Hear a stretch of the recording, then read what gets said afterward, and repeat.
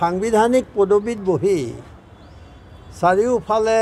সাম্প্ৰদায়িক কথা বতৰা উগ্ৰ সাম্প্ৰদায়িকতা কথা বতৰাই তেওঁ ইতিমধ্যে ইতিহাস সৃষ্টি কৰিছে মই মাত্ৰ এইটো কথালৈ আহিছিলোঁ আজি যে অলপতে তেওঁ তাৰ আগতে মই এইটো কৈ ল'ব খুজিছোঁ আপোনালোকে জানে যে সুপ্ৰিম কোৰ্ট উচ্চতম ন্যায়ালয়ে হেড স্পীচৰ বিৰুদ্ধে বৰ কঠোৰ স্থিতি গ্ৰহণ কৰিছে আৰু তেওঁলোকে পুলিচক এই মৰ্মে নিৰ্দেশ দিছে যে এনেধৰণৰ গোচৰ আহিলে বা অভিযোগ আহিলে লগে লগে তাক ৰেজিষ্টাৰ কৰিব লাগে পঞ্জীয়ন কৰিব লাগে আৰু অনুসন্ধান কৰিব লাগে সেই পটভূমিত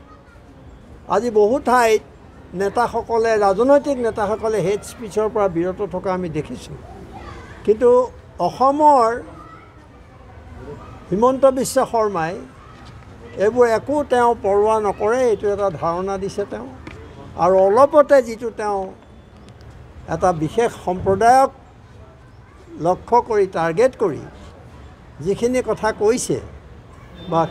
তেওঁ লগৰ তেওঁতো আছে কেইজনমান মন্ত্ৰী আৰু বিধায়ক যাৰ ইশাৰাত তেওঁৰ ইশাৰাত তেওঁলোকে কথা ক'বলগীয়া হয় সকলোৱে মিলি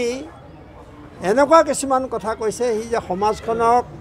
টুকুৰা টুকুৰ ভাগ ভাগ কৰাই নহয় দেশৰ সংবিধানৰ বিৰুদ্ধে অৱস্থান লোৱাই নহয় ই গোটেই দেশৰ